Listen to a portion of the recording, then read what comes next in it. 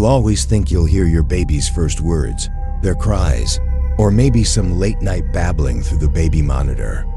You never expect to hear someone else. I used to live in a 2-story house with my wife and our newborn daughter.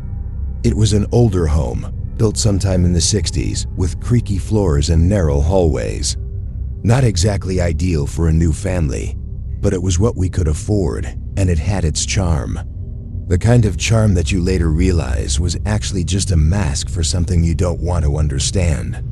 When we first moved in, nothing seemed out of the ordinary. It was a little drafty upstairs, especially at night, but we just bundled up and used extra blankets. We set up the nursery in the room across the hall from ours, bought one of those modern baby monitors with video and audio, and thought we were all set. The first few weeks went by without much issue. I would check the monitor obsessively every night, even if my daughter wasn't crying. It became a habit, glancing over, seeing her tiny chest rise and fall, her little fists twitching as she dreamed. Comforting, in a way. But one night around 2 a.m., I woke up suddenly. No noise, no crying. Just a strange sense that something was off. I rolled over and checked the monitor. The screen was a little fuzzy, like there was some interference, which was weird because the signal had always been strong. I squinted at the image. My daughter was asleep in her crib, perfectly still, but there was something else. Movement in the far corner of the room. A shadow shifting, slow and deliberate, just out of the monitor's clear view. At first, I thought maybe it was a glitch or some artifact from the camera picking up weird lighting. I rubbed my eyes and looked again. This time nothing. Just my daughter, safe in her crib. I told myself it was my imagination, the half-awake brain playing tricks, and forced myself back to sleep. The next few nights were fine. I pushed it out of my mind. Then, a week later, it happened again. Around the same time, 2:15 a.m., I woke up, checked the monitor, and there it was. Not movement this time, stillness, but in the chair by the window, which we used for rocking her to sleep, there was a figure sitting. At first glance, it looked like a trick of the light. The more I stared, the more defined it became. An outline of someone sitting perfectly still, legs crossed, arms resting on the chair's sides, like they were calmly watching her sleep. I shot up and ran across the hall without thinking.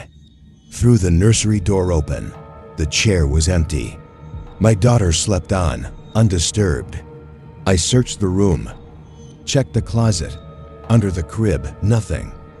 I even went downstairs to check the locks. Everything was secure. I didn't sleep much that night. I told my wife about it the next morning. She brushed it off, saying it was probably a combination of shadows and sleep deprivation. Maybe she was right. I wanted her to be right. But the monitor kept catching things. Sometimes it was flickering shadows. Sometimes it was soft, almost imperceptible breathing sounds when our daughter was fast asleep. Other times it was just a feeling, a deep, crawling unease when looking at the screen. One night I decided to record what the monitor was picking up. I set my phone to capture the feed while I slept. When I reviewed it the next morning, most of it was uneventful. Until around 2:20 a.m. There was movement, not in the crib, but near the chair again. A figure stood up, not quickly. It rose slowly, like someone reluctantly leaving a comfortable seat. And then it moved closer to the crib. I could barely breathe watching the footage. The figure leaned over the crib, and then disappeared from view as if it sank into the floor. There were no footsteps, no noise, just disappearance. I showed the footage to a co-worker who was into tech. He said maybe it was some kind of video compression error. But I could tell by the way he kept glancing back at the screen that he didn't believe his own words. We started keeping our daughter in our room after that. The monitor stayed off. But even with her crib just a few feet from my bed, I sometimes woke up to the feeling that someone else was in the room, watching, waiting. One night as I was drifting off, I thought I heard the soft creak of the rocking chair from across the hall. I didn't dare get up to check. Eventually, we sold the house and moved. We told ourselves it was for a better school district, a shorter commute, all the usual reasons people tell themselves. But deep down, I knew it was because of the monitor, because of what it showed us, because some things aren't meant to be seen. Even now, years later, sometimes when the house is dead silent at night, I swear I hear the faint creaking of a chair rocking gently somewhere just out of sight.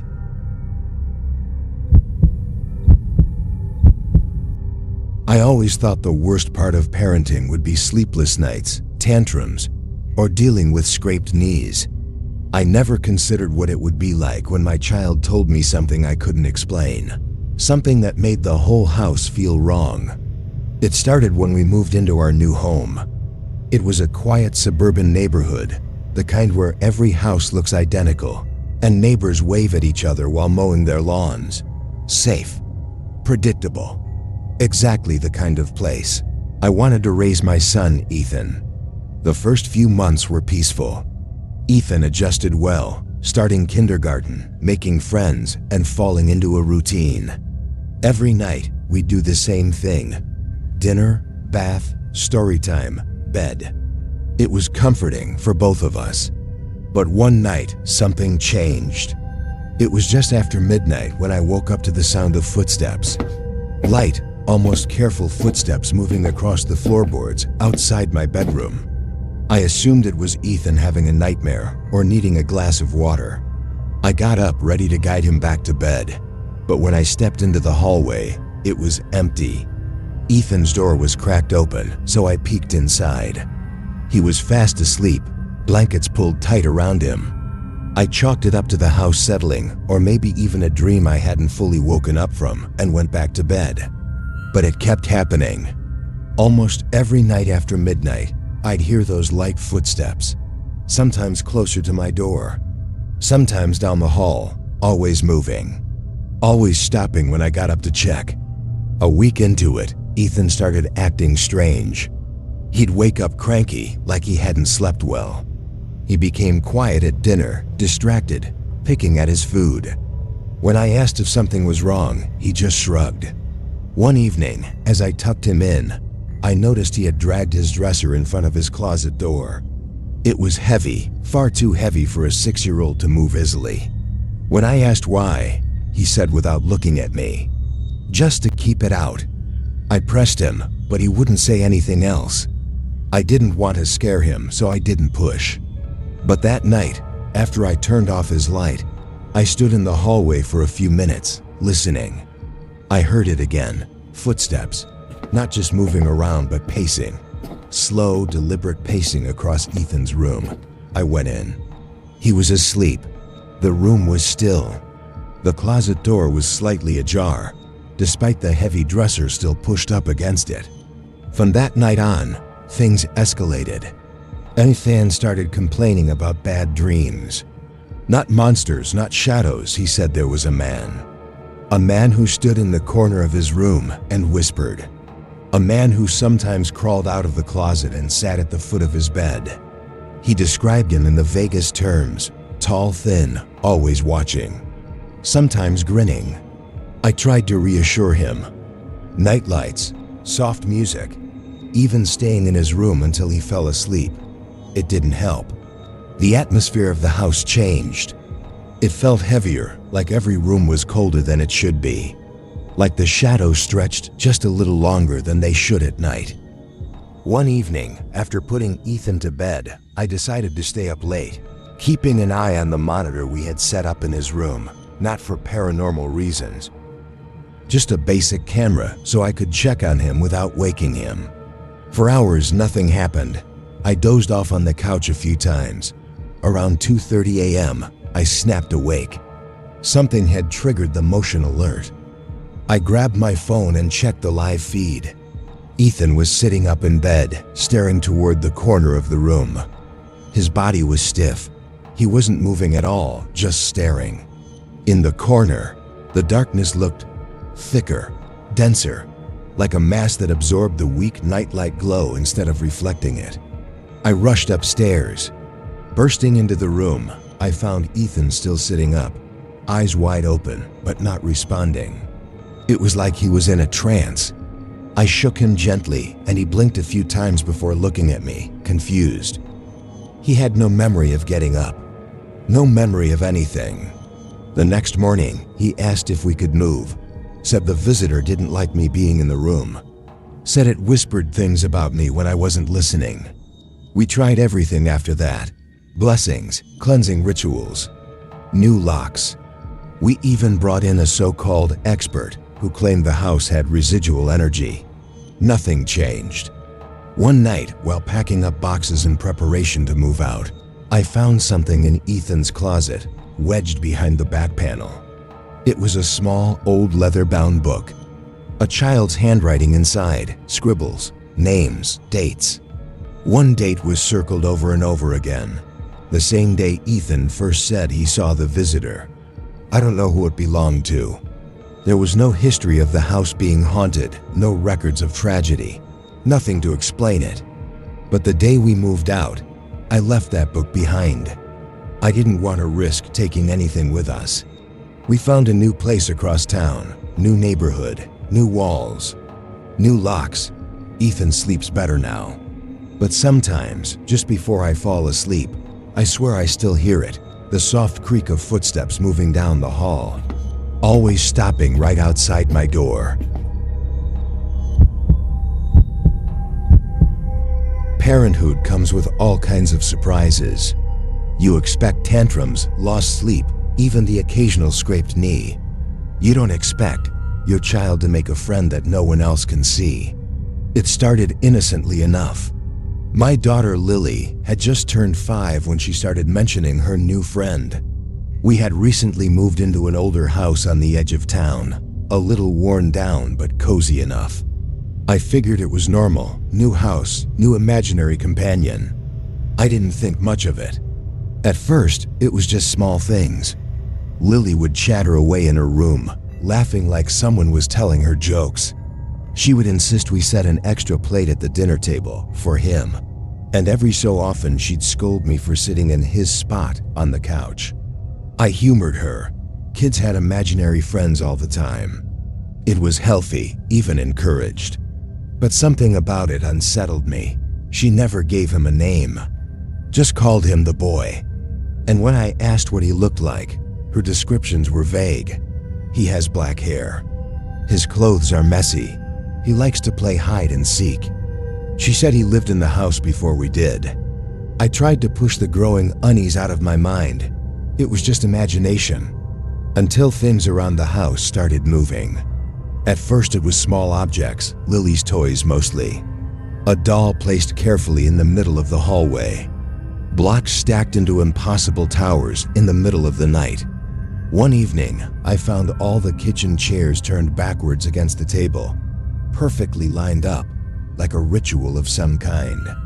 Lily was asleep upstairs. I blamed myself. Maybe I was stressed. Maybe I was forgetting things. Then came the noises. Soft footsteps above my room after Lily had gone to bed. A ball bouncing down the hallway at 2 in the morning. Once, while doing laundry in the basement, I heard whispering right behind me, only to turn and find nothing but empty space. The atmosphere in the house changed. It felt heavier, as if something was watching from just out of sight, waiting. One afternoon, as the sun was starting to set, I went to call Lily inside from the backyard. I found her crouched behind the old oak tree, whispering to someone just out of view. I couldn't see anyone there. When I asked who she was talking to, she just pointed to the swing set and said he wanted her to come play in the woods with him. I looked toward the tree line at the edge of the property. It was dark under the dense cluster of trees. Too dark. I told her it was time to go inside. That night, she cried harder than I'd ever seen, begging me not to leave the boy alone. That's when I started noticing the drawings. They weren't the cheerful scribbles she used to make. They were darker, heavy, black crayon sketches of a stick-thin figure standing under trees, his head tilted sideways, his arms too long for his body, always near the house, always getting closer. One morning, I found a drawing tucked under my bedroom door. It showed Lily standing by the oak tree, holding hands with the boy. And behind them, in the background, the outline of the house, burning. That's when I started to realize it wasn't just in her head. I began researching the property's history. Buried deep in county records, I found it. A mention of a house fire decades ago. The details were sparse, but there had been a child living there at the time. A boy. He never made it out. Neighbors didn't talk about it. Some didn't even know it happened. Time had erased it from memory, but the house remembered. And so did whatever was still here. Things worsened quickly after that. Lily's room became ice cold at night, even in the middle of summer. Doors would slam shut on their own. Electrical problems plagued the house, lights flickering, appliances dying for no reason. And Lily grew more distant, spending hours staring out the window toward the woods. Sometimes I'd catch her mumbling under her breath, holding her doll tightly to her chest, rocking back and forth. One night, I woke up to the sound of footsteps running down the hallway. I bolted upright just as Lily burst into my room, sobbing uncontrollably. She kept pointing toward the closet. Through the cracked open door, I could see a pair of muddy, bare footprints leading from inside the closet to the edge of my bed. No child could have made those prints. After that night, I didn't give it a second thought.